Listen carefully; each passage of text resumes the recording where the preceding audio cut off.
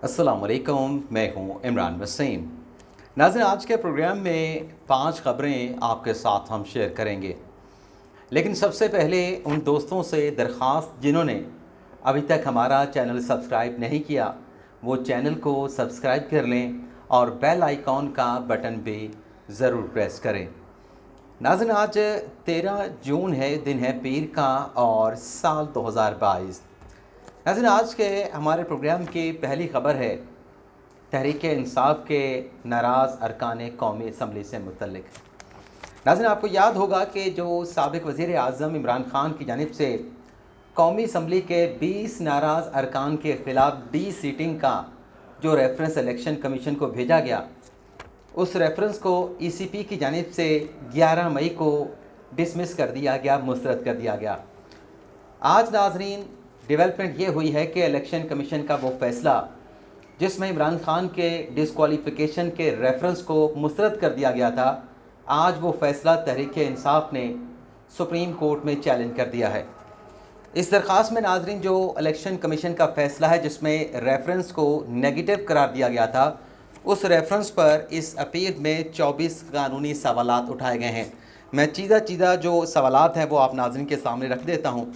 एक नाज़रीन, सवाल ये उठाया गया है कि क्या इलेक्शन कमीशन का फ़ैसला जिसमें रेफरेंस को नेगेटिव करार दिया गया, क्या ये इलेक्शन कमीशन का फ़ैसला गैर कानूनी नहीं? और दूसरा सवाल ये उठाया गया है कि क्या फ़ैसला जो इलेक्शन कमीशन का है, क्या वो फ़ैसला जो सुप्रीम कोर्ट के और आइन के तय करदा पैरामीटर हैं उसके मुताबिक है या उससे मुताबिकत नहीं रखता? तीसरा सवाल ये उठाया गया है कि क्या इलेक्शन कमीशन इनराफ का जो मामला है उसका जायज़ा लेने में नाकाम तो नहीं हुआ? चौथा सवाल ये उठाया गया है कि क्या आर्टिकल 63A के तहत डिसक्वालिफ़िकेशन जो है, डी सीटिंग जो है, वो सिर्फ़ इसी सूरत में होगी जब नाराज़ रुकन जो है वो वोट डालेगा? पाँचवा सवाल ये उठाया गया है कि क्या नाराज़ अरकान ने दूसरी किसी सियासी जमात को ज्वाइन नहीं किया, और अगर ऐसा है तो फिर इसकी कानूनी पोजीशन क्या होगी? और छठा सवाल ये उठाया गया है कि क्या जो नाराज़ अरकान हैं वो अपनी पार्टी से इस्तीफ़ा दिए बगैर उन्होंने दीगर सियासी जमातों को, जो अपोजिशन के उस वक्त सियासी जमातें थे, उनको ज्वाइन नहीं किया? और सातवां नाज़रीन, जो सवाल उठाया गया है उसमें ये कहा गया है कि इलेक्शन कमीशन का ये फ़ैसला हक़ाइक़ के बरख़िलाफ़ है और कानून के भी बरख़िलाफ़ है। इसके बाद नाज़रीन, ये जो इलेक्शन कमीशन का फ़ैसला है इसको कलअदम करार देने के लिए इस अपील में तहरीक इंसाफ के वकील फैसल चौधरी की जानिब से 12 कानूनी ग्राउंड्स दिए गए हैं। अब वो ग्राउंड्स भी, ये जो सवालात उठाए हैं, इन्हीं सवालात को आगे ग्राउंड की शेप देकर जो है वो लिखा गया है। और फिर आखिर में इस्तदा अदालत से ये की गई है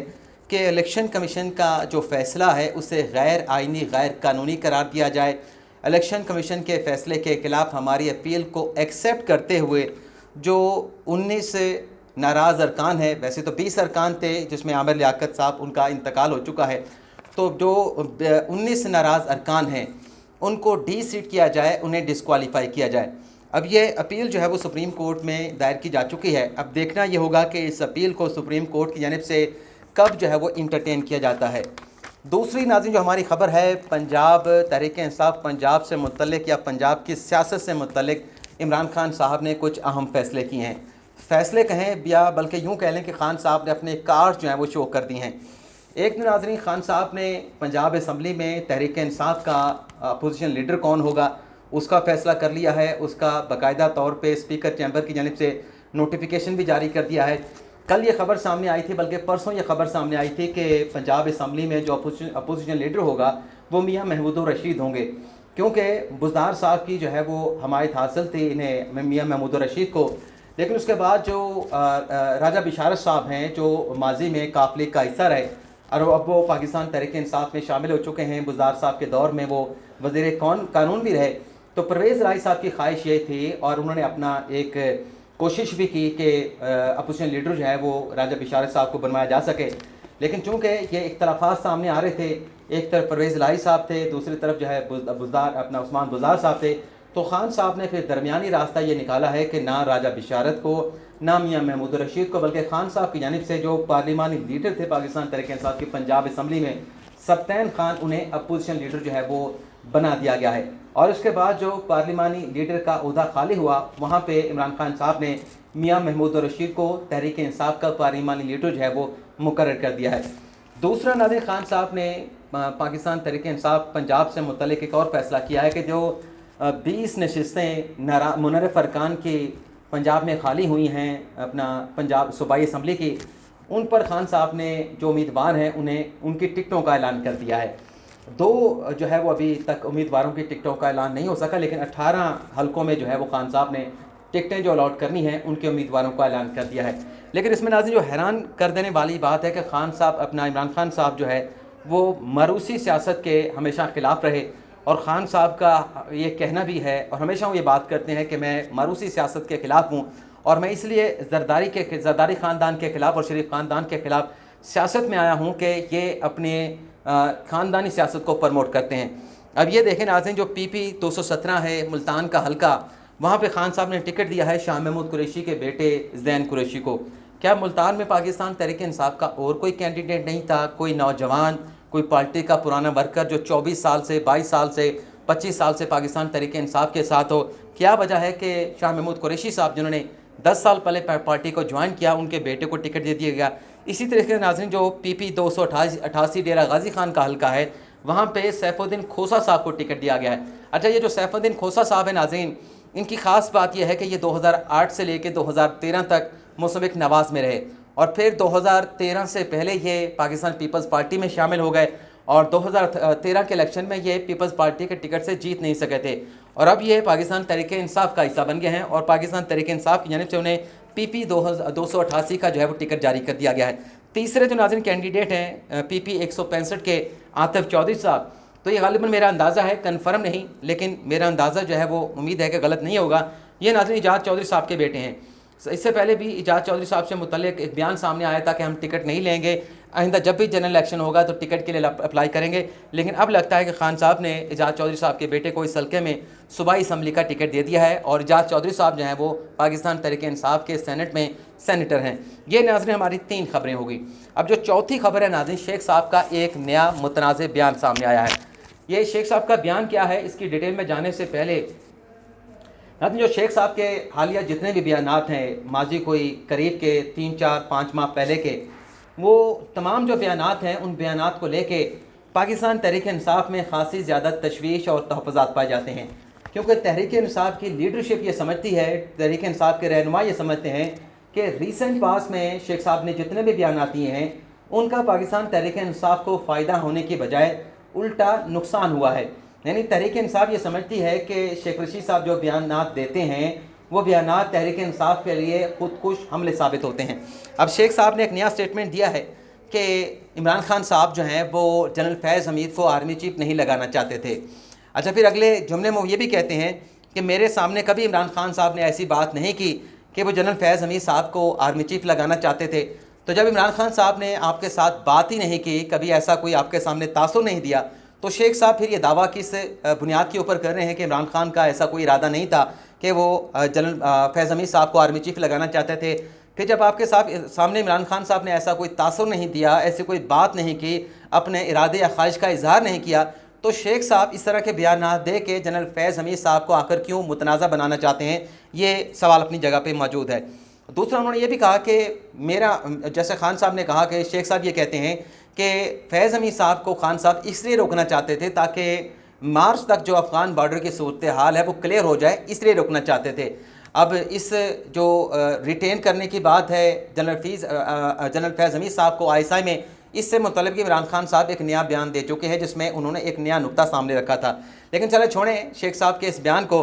अब शेख साहब ने एक नया बयान दिया है और वो पाकिस्तान तहरीक इंसाफ के लिए बड़ी अलार्मिंग सूरत हाल है। पाकिस्तान तहरीक इंसाफ के लिए कोई अच्छी खबर नहीं बल्कि एक बुरी खबर है। शेख साहब नाज़रीन स्टेटमेंट ये देते हैं कि मौजूदा हुकूमत को किसी मुल्क की जानिब से $1 जो है वो देने के लिए तैयार नहीं। यानी शेख साहब ये कह रहे हैं कि दुनिया का कोई मुल्क भी इस इम्पोर्टेड हुकूमत को, इस हुकूमत को $1 जो है कर्ज़े या इमदाद की मद में देने के लिए तैयार नहीं, क्योंकि उनका ट्रस्ट डेफिसिट है। लेकिन दूसरे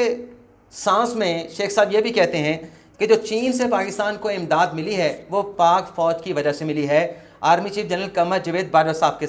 की वजह से मिली है। اب یہ جو پہلی انہوں نے بات کی چلیں اس کو ہم مان بھی لیتے ہیں، لیکن جو دوسری شیخ صاحب بات کر رہے ہیں کہ جو چین نے پاکستان کے لیے امداد کا اعلان کیا ہے وہ اگر پاک فوج کی وجہ سے ملی ہے، تو اگر ایسا ہے، اگر شیخ صاحب جیسا کہہ رہے ہیں اگر ایسا ہی ہے، تو کیا یہ پاکستان تحریک انصاف اور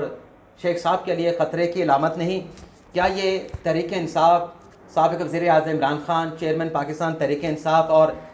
سنگل رکنی جو جماعت ہے شیخ صاحب کی عوامی مسلم لیگ، ان کے لیے خطرناک صورتحال نہیں، الارمنگ بات نہیں کہ جس حکومت کو وہ گھر بھیجنا چاہتے ہیں، جس حکومت سے وہ انتخابات کی تاریخ لینا چاہتے ہیں، اس حکومت کے لیے ریاست پاکستان کے لیے فوج جو ہے وہ چین سے اربوں ڈالر کا قرضہ یا امداد لے کے آ رہے ہیں؟ تو یہ اچھی خبر ہے، بری خبر ہے، پھر اس کا وضاحت بہتر یہ ہوگا کہ شیخ صاحب خود کر دیں، لیکن ایک سوال ایک اور بھی اپنی جگہ پہ موجود رہے گا، اور اگر شیخ صاحب تک ہماری یہ ویڈیو پہنچی تو شیخ صاحب اس کا بھی جواب دے دیں۔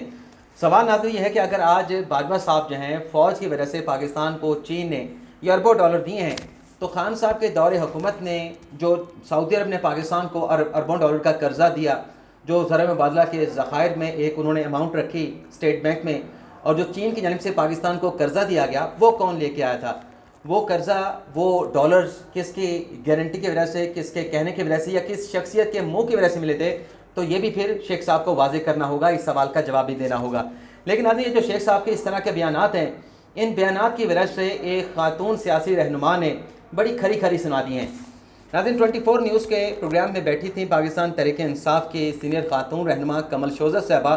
ان سے سوال کیا گیا شیخ صاحب سے متعلق کہ شیخ صاحب کہتے ہیں کہ عمران خان جانے سے پہلے آنے والے حکومت کے لیے بارودے سرنگیں بچھا کے گئی، تو اس سوال کے اوپر کمل شوزت صاحبہ جو ہے وہ خاصی برہم ہوئی، ان کی جانب سے شدید برہمی کا اظہار کیا گیا، اور یہ کہنا تھا کمل شوزت صاحبہ کا کہ آپ مجھ سے شیخ رشید صاحب کی ترجمانی کیوں کرواتے ہیں؟ شیخ صاحب کی اپنی سیاسی جماعت ہے، وہ اپنے بیانات دیتے ہیں، میں عمران خان کی ترجمان ہوں، ہم یہ کہتے ہیں کہ ہم نے کوئی بارودی سرنگ نہیں بچائی۔ شیخ صاحب اگر ہمارے وزیر تھے وہ ٹھیک ہے اپنے بیانات دیتے ہیں، لیکن ان کا ہماری سیاسی جماعت سے یا ہماری سیاسی جماعت کی ترجمانی کرنے سے کوئی تعلق نہیں، میں عمران خان کی ترجمان ہوں، اور ایسا کوئی جو بیان ہے شیخ صاحب کا ہم اسے اون نہیں کرتے، اس سے لا تعلقی کا اظہار کرتے ہیں، بلکہ اس بیان میں کمل شوزت صاحبہ نے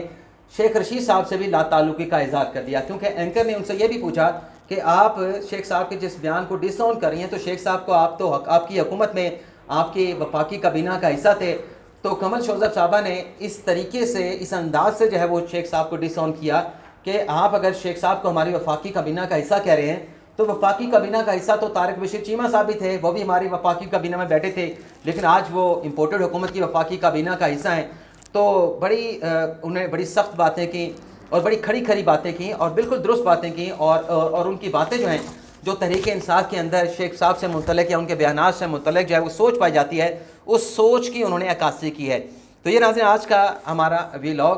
اب تک کے لیے اتنا ہی۔ آپ ناظرین سے اجازت چاہیں گے، اللہ تعالیٰ ہم سب کا حامی و ناصر ہو، دعاؤں میں یاد رکھیے گا۔ اللہ حافظ۔